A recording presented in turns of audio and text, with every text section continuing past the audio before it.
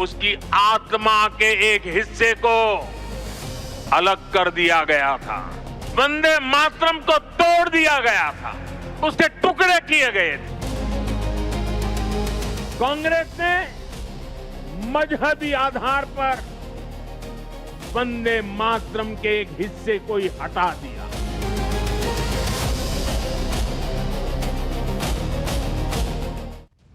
आज वंदे मातरम की खूब चर्चा हो रही है।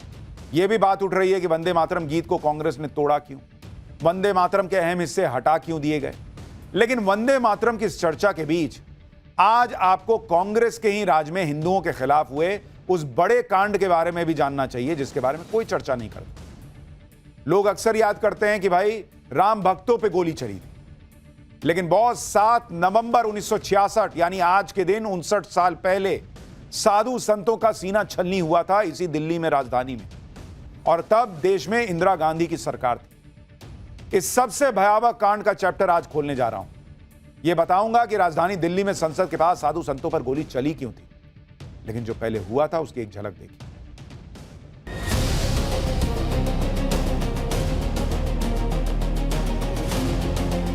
उसकी आत्मा के एक हिस्से को अलग कर दिया गया था। वंदे मातरम को तोड़ दिया गया था, उसके टुकड़े किए गए थे। कांग्रेस ने मजहबी आधार पर वंदे मातरम के एक हिस्से को ही हटा दिया।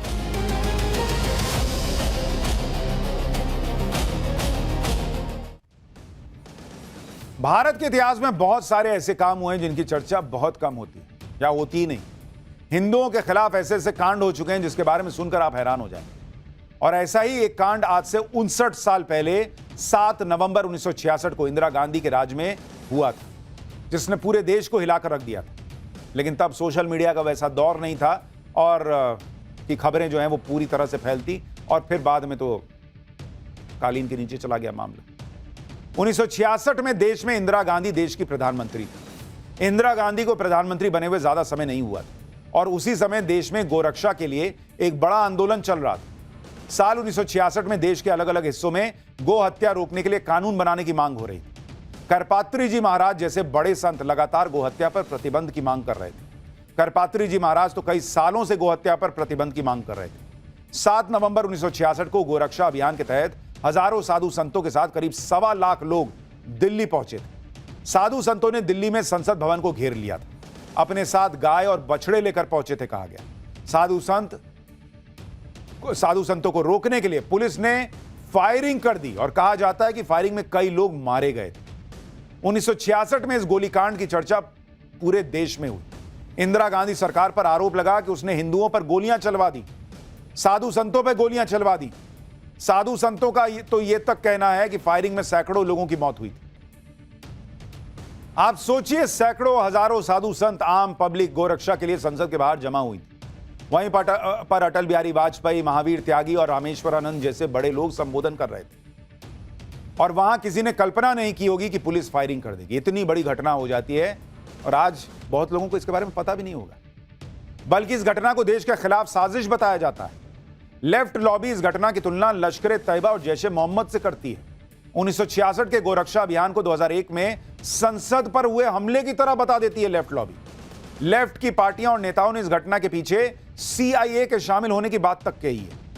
इन संगठनों और लॉबीज के मुताबिक साधु संतों ने विदेशी ताकतों के साथ मिलकर इंदिरा गांधी की सरकार को गिराने के मकसद से यह आंदोलन किया। 1966 में करपात्री महाराज इस अभियान का प्रमुख चेहरा थे। जब साधु संतों पर गोलियां चली तो कहा जाता है कि करपात्री महाराज भी वहीं थे। करपात्री महाराज इस घटना से इतने दुखी हुए कि उन्होंने इंदिरा गांधी को श्राप दे दिया था।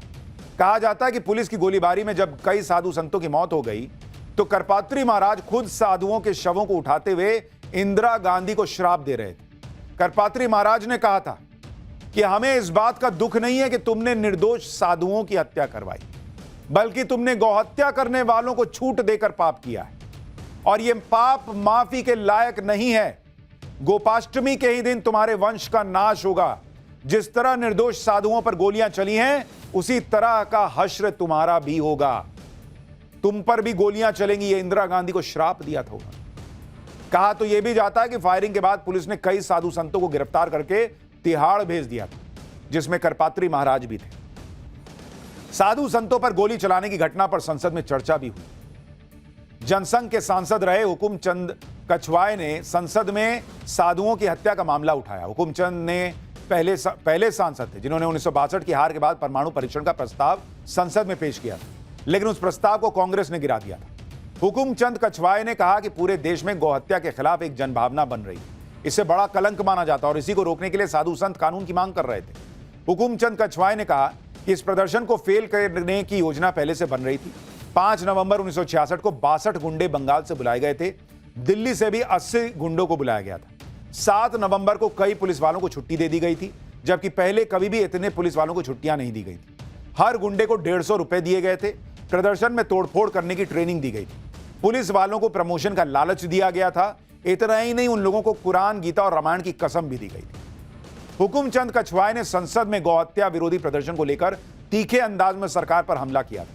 हुकुमचंद कछवाए ने बताया था कि गोरक्षा प्रदर्शन में साधु संतों पर 379 राउंड गोली चलाई गई थी। साधु संतों और आम लोगों पर 754 आंसू गैस के गोले दागे गए थे। सरकार जानबूझकर फायरिंग में मारे गए लोगों के आंकड़े छुपा रही है। पुलिस की फायरिंग में कुल 122 लोगों की मौत हुई थी। लाशों को बदरपुर ले जाकर जला दिया गया। कई लाशों को गड्ढों में दफना दिया गया था। यह कैसी राक्षसी सरकार है जो लाशें तक खा जाती है? यह इंदिरा गांधी सरकार पर आरोप लगा था। हुकुमचंद कछवाए ने फायरिंग में मारे गए लोगों को मुआवजे का सवाल भी संसद में पूछा था कि क्या 7 नवंबर 1966 को गौहत्या विरोधी प्रदर्शन में पुलिस द्वारा गोली चलाने से मारे गए लोगों के परिवार वालों को कोई मुआवजा दिया गया? अगर हां, तो उसका ब्यौरा क्या है?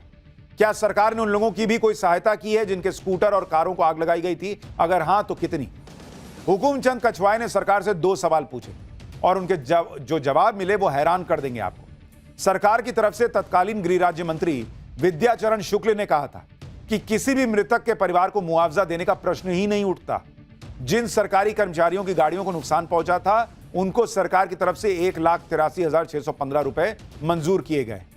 यानी उस समय की इंदिरा गांधी सरकार ने पुलिस की फायरिंग में मारे गए लोगों के परिवार वालों को कोई सहायता राशि तक नहीं दी, जबकि गाड़ियों को हुए नुकसान का मुआवजा दे दिया था। गाड़ियों की कीमत थी, हिंदू साधु संतों की कीमत नहीं थी।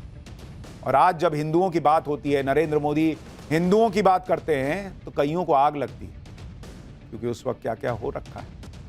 बाबा बागेश्वर भी अपनी धुन के पक्के हैं। हिंदुओं को जोड़ने का कोई स्टंट नहीं कर रहे थे बॉस। उन्होंने प्रण लिया तो पैदल निकल पड़े, कई कई दिनों तक पैदल चलते रहे। बागेश्वर बाबा की वो यात्रा पूरी हुई तो नई यात्रा शुरू कर दी, क्योंकि उनको पता है कि एक यात्रा से ये सब नहीं होना। फोटो खिंचाने के लिए थोड़ी कर रहे हैं कि एक यात्रा कर दी हो गया। अब उन्होंने राउंड 2 शुरू कर दिया है। आज हम आपको बाबा बागेश्वर की हिंदू जोड़ो यात्रा पार्ट 2 के बारे में बताने जा रहे हैं, जो आज शुरू हुई है। पहले ही दिन बागेश्वर बाबा की नई यात्रा में क्या गजब हो गया, कैसे भीड़ पे जबरदस्त भीड़ आ गई। हिंदू जोड़ने निकले बागेश्वर बाबा के साथ कौन कौन आया, लाखों लोग कैसे जुड़ते चले गए। हिंदुओं को जोड़ने का कितना बड़ा चैलेंज उन्होंने उठा रखा है। हाथ में गदा लेकर बाबा बागेश्वर 10 दिनों की कितनी मुश्किल यात्रा पैदल करने निकले हैं, किस भाव से निकले हैं, क्या संकल्प लिया है, कितना हिंदुओं को जोड़ पाएंगे।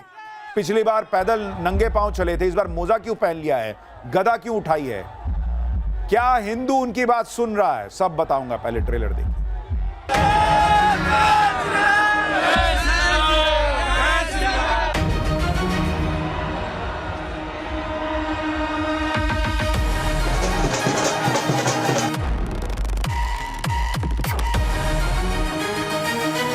राष्ट्रवाद को सुन करके राष्ट्रवाद को बढ़ावा देने की है। धर्म विरोधी और देश को बिगाड़ने वालों की ठटरी भरेगी। देश में रहने वाला प्रत्येक व्यक्ति सनातनी है, जो सनातनी नहीं है वो तनातनी है। जब तक बेधर्मी भारत से भाग नहीं जाएंगे तब तक हम बागेश्वर बालाजी सरकार के साथ में हैं। हम कोई पंजाबी नहीं है, ब्राह्मण नहीं है, हम केवल सनातनी है, सच्चे सनातनी है। इस यात्रा से सनातन महाराज का को बल मिलेगा। घर गीता हिंदू राष्ट्र के निर्माण में सहयोग मिलेगा। छुआछूत की करो विदाई, हम सब हिंदू। छुआछूत की करो विदाई, हम सब Hindu. For more of such videos, do like, share and subscribe to ET Now Swadesh.